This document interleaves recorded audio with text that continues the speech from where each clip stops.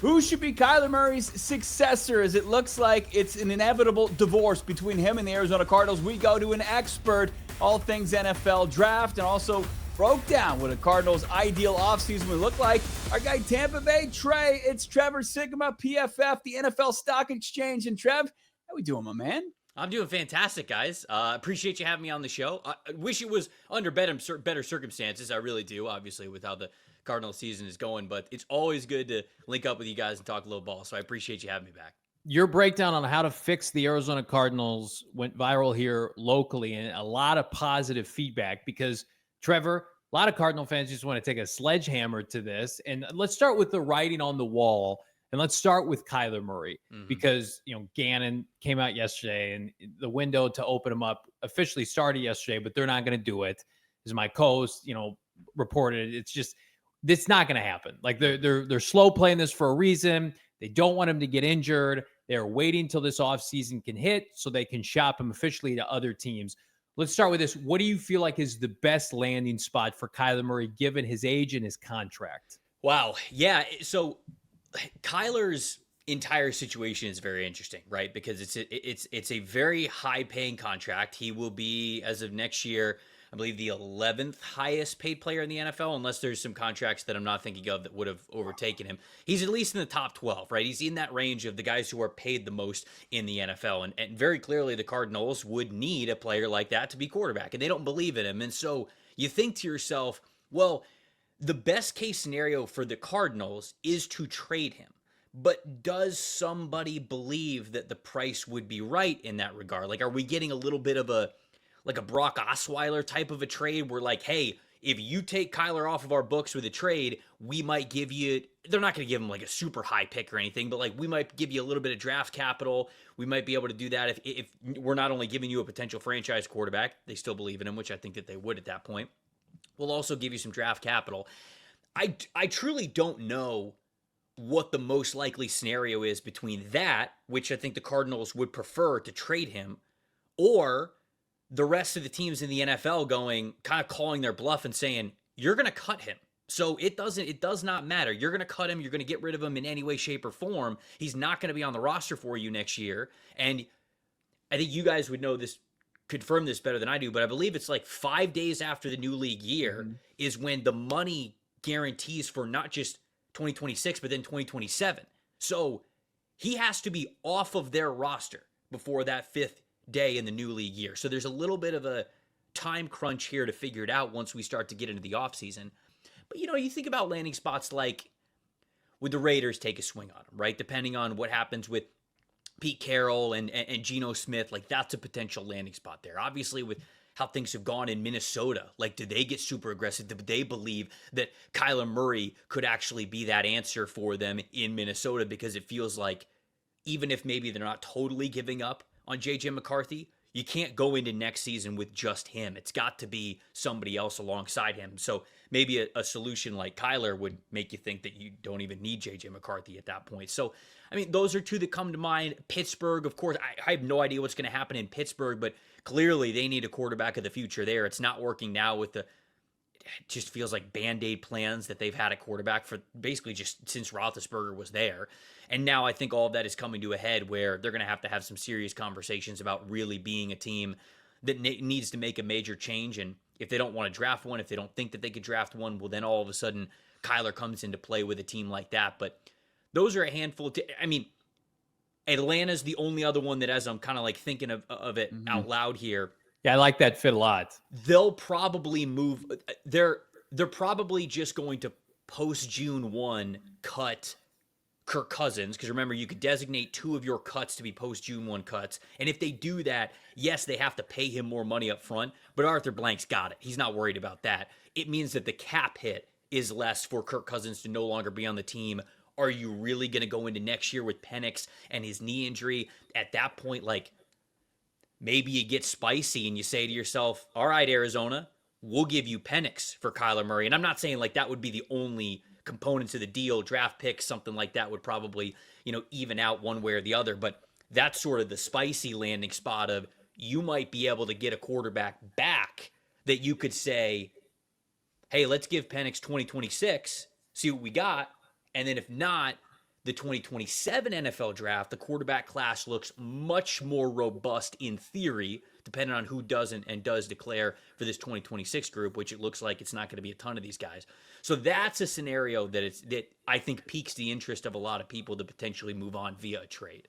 Yeah, a little bit more palatable, right? I mean, I think that the fan base would take that something in return instead of having to go the route of D-Hop a couple seasons ago, where, like you outlined, they telegraphed that thing and the rest of the league said, wait, we'll just wait till you release them. That seems like the worst of all realities for the Cardinals.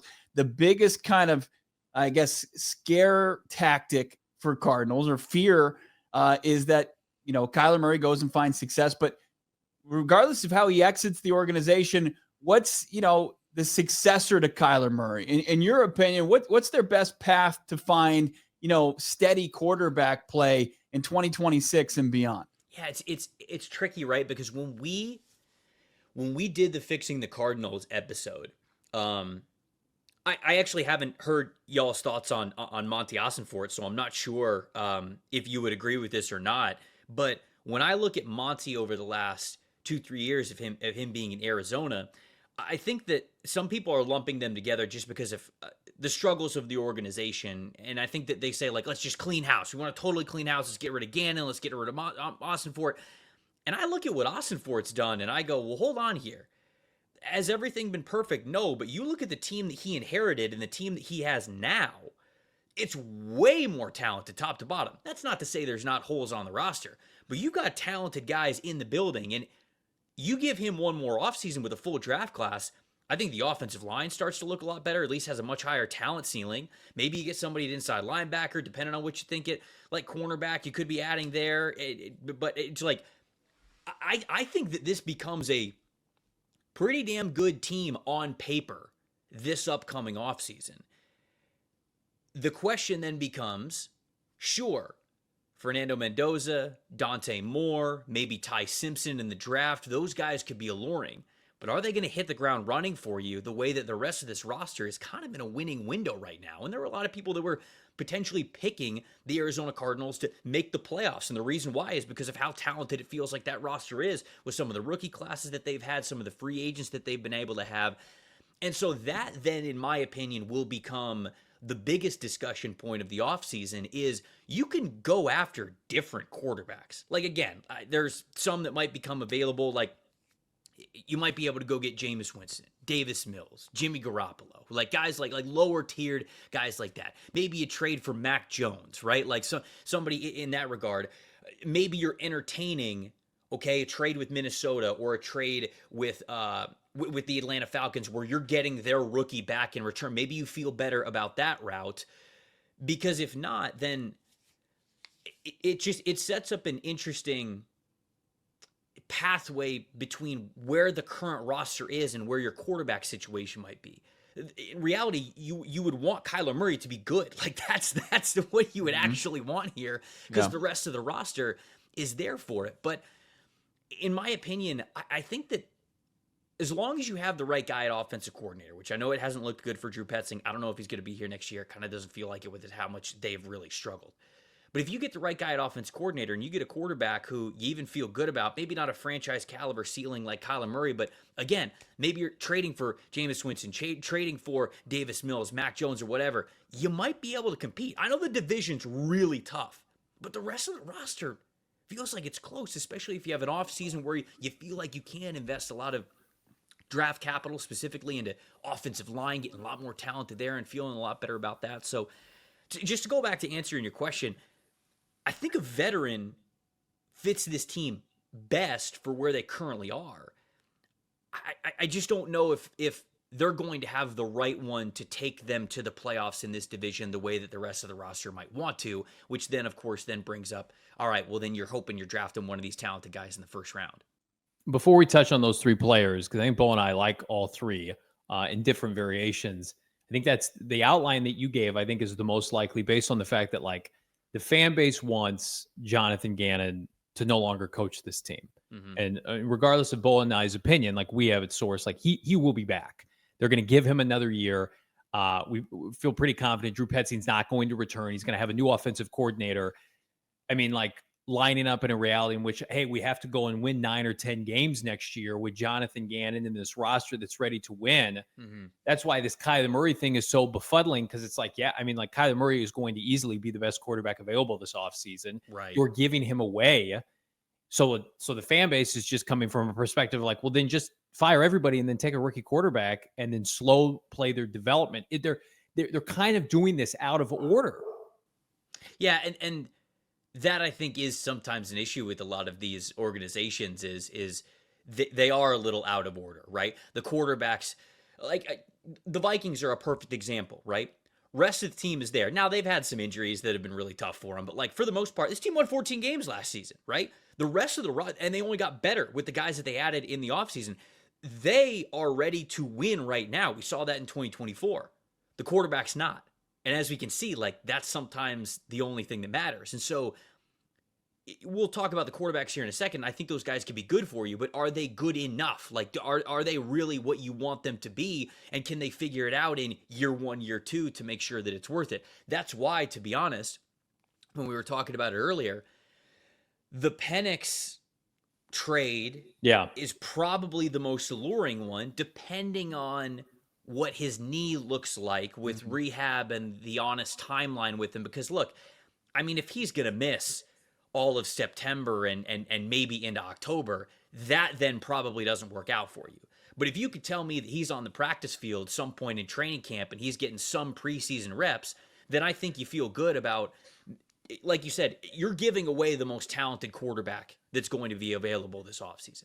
So you feel a little bit better about saying, okay, we're going to move on from him, but at least we get a guy back who has started in the league this year with PHNX. And yeah, it's been a little disappointing, but he's young. You feel better about him next year, swing of the bat. And if it doesn't work, like we said, then you're probably cleaning house in other ways anyways. And you're probably going all in for a quarterback in 2027 because that 2027 class looks a little bit more loaded. As the draft standings stand in the Arizona Cardinals, not a whole lot of predictable wins left on the schedule. Cardinals 8th.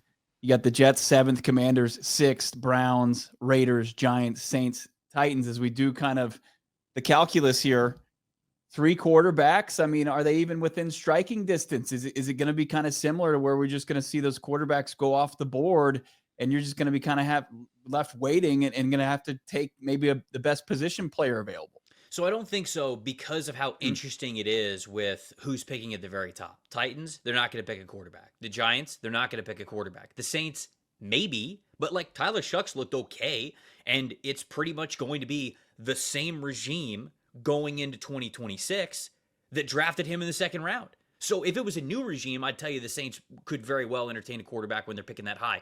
But to be honest with you, they got holes so vast around the rest of the roster, they might not even take one. And those are the 3 teams that are picking at the very top. Now, the ones right behind them, you get the Raiders. Depending on what route they go, I think they're going to be very interested in a quarterback, obviously. The Browns, again, I don't know which. I don't think they're going to feel good enough about either of the 2 guys they have in Shedeur and Gabriel to not entertain the quarterback spot. But we will see with that one.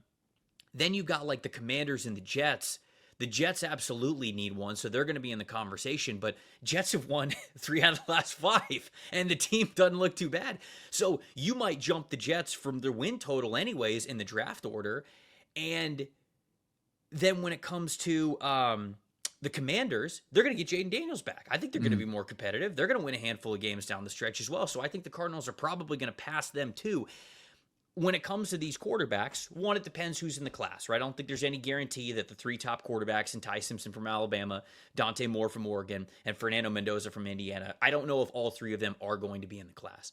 But because of who's picking at the top right now, Titans are going to win 1 more game at max this season. So I think they're going to pick number 1 in this draft. I think the Giants are not a good football team either. So I think they're picking 2 or 3 when it's all said and done. Both of those teams, you can trade up with both of them. You could get up to number 1 and especially if you're the Cardinals, who I think are probably going to finish somewhere around 5. These teams they're not dropping too far. You've got the ability to go up and get a quarterback. Now, of course, the quarterback price is typically a lot, and depending on the scarcity of the class, we'll see what the price tag ends up being. But to answer your question at the beginning, No, I don't think the Cardinals are going to be in a situation where we get to the end of round one of the draft or end of the offseason, whatever it is, and you shrug your shoulders and you go, we never had a chance. They will have a chance to draft a quarterback, whether it's at their original spot or to potentially trade up for one. I fully believe that. Yeah, I 100% agree. I mean, the Cardinals have one winnable game left on their schedule, home against Atlanta.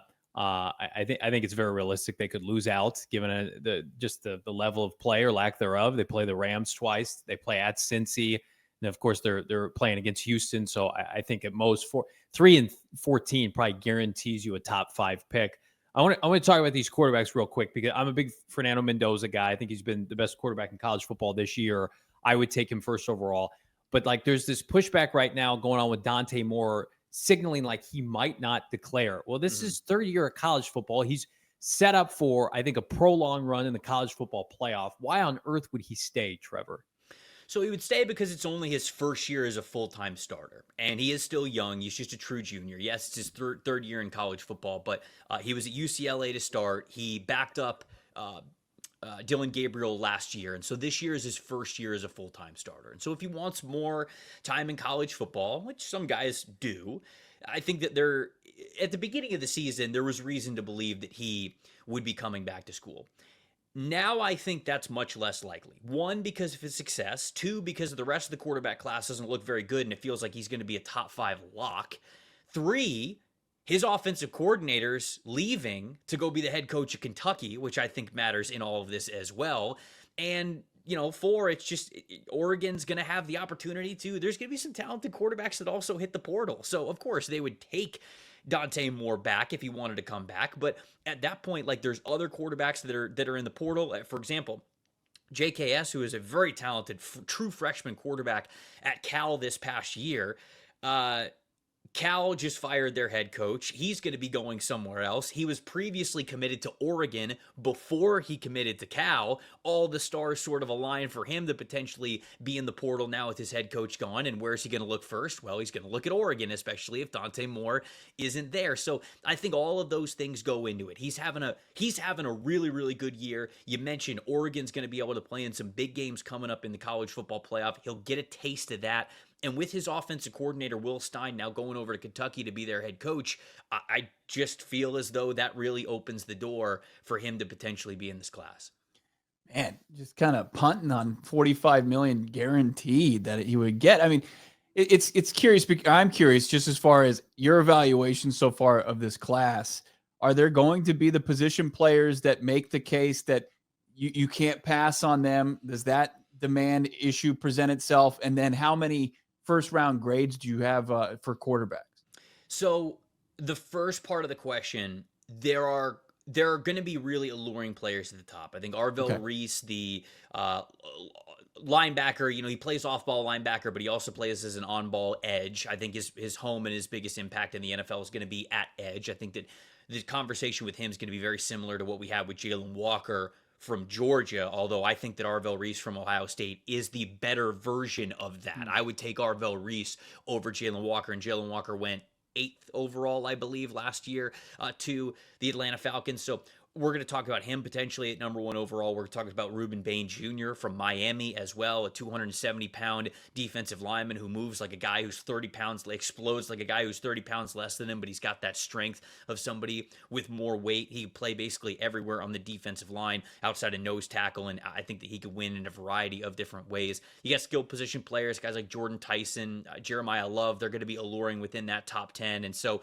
I think that those are the players that you think about with one of those top picks. We know that quarterbacks, edge rushers, and offensive tackles are pretty much the only positions that are going to go number 1 overall ever. And there are a couple of guys that you think about, but I don't think we're going to think about those players as, oh my gosh, you have to take this player over trading down. So I think that, again, that just puts the situation to be very right for Arizona to be able to move up if that's what they wanted to do. And then when it comes to first round grades on these quarterbacks, I don't know if I'm going to have a firm first round grade on any of them. Now, Fernando Mendoza, I think we could have like that late first, early second round grade that I would give. Dante Moore feels like he's in that category as well. Ty Simpson, who I liked what I saw early on. He sort of struggled a little bit down the stretch here, although I still love the potential of him. If he were to declare, I'd probably end up having somewhere like a second round grade on him as a quarterback. Now, that's who these guys are in their current state. And when I think about their overall talent ceiling, that's not to say that they can't get better. That's not to say that they can't outplay the draft grades that I would have of them pre-draft. I think that Mendoza gives you that NFL level arm talent. Man, those opposite hash to sideline out route throws. I mean, he's hitting those the way that very few quarterbacks in college football ever show you. He's got the true talent, arm talent, in my opinion. He's still, coming along as a decision maker, but he is so much better this year than he was last year. So you're very encouraged with that. For more, the accuracy, man, the touch, it's just beautiful with where he can pinpoint place the football. Now, I don't think he's got the best arm talent in the world. I don't think it's like a tier 1 arm for the NFL, but certainly, in Arizona, you get to play in a dome for half of the games that you play in, obviously, and it's not like he's playing in Soldier Field and he's got to rip it through the elements 4 or 5 times a year. So I think that landing spot would be good for him, but it's just that accuracy that he has in those touch passes that are so impressive. And then, like I said, Simpson is somebody who I have liked. I think he's got the arm talent for the NFL, but he's just been a little inconsistent with the accuracies, and specifically when he's playing under pressure, that I actually think he's the one of any of these 3 that would go back to school next year. I think it's much more likely that Moore and Mendoza are in this class. Let's talk about, assuming those 3 declare, is there a 4th guy that could enter the fold? We talked about preseason, like maybe Sam Levitt. That obviously is not the case now. He's a lock to return to school at potentially a different university. I'm a big fan of Jaden from USC, who's looked really good down the stretch here. Are there any names that we should be watching that could creep up and could be this year's kind of Jackson Dart late first round? Yeah, I like Maeva. I think at this point, Jaden Maeva from USC, I think that at this point he probably could be considered a day 2 quarterback if he were to declare, but he's another guy who throws a really nice layered ball in between like linebackers and safeties and corners and safeties. He knows that timing. He's got that touch. He's got a pretty good arm to him. He's not super mobile, and mobility is not going to be a big part of his game, but really nice pocket passer that we have seen this past year in the Big Ten, which feels very weird to say for USC that they're in the Big Ten. The real answer, though, is Lenora Sellers from South Carolina. Like, if Sellers is in this class, all bets are off, if you will. I have no idea, because physically, the physical gifts that he has, it's Anthony Richardson-like. And Richardson went 6th overall, despite how raw he was and how inexperienced he was as a passer coming out of Florida. I'm a Florida Gator. I watch every single Florida game. And I remember watching Richardson, and I was like, 6 overall is rich. But obviously, you're swinging on the talent ceiling. So with how I feel like it's been a really tough year for South Carolina, Sellers hasn't really grown in the pocket. He hasn't really grown in how he manages pressure. And to be honest with you, his offensive line's been so bad this year, it's hard to even think that he would have the ability to get better.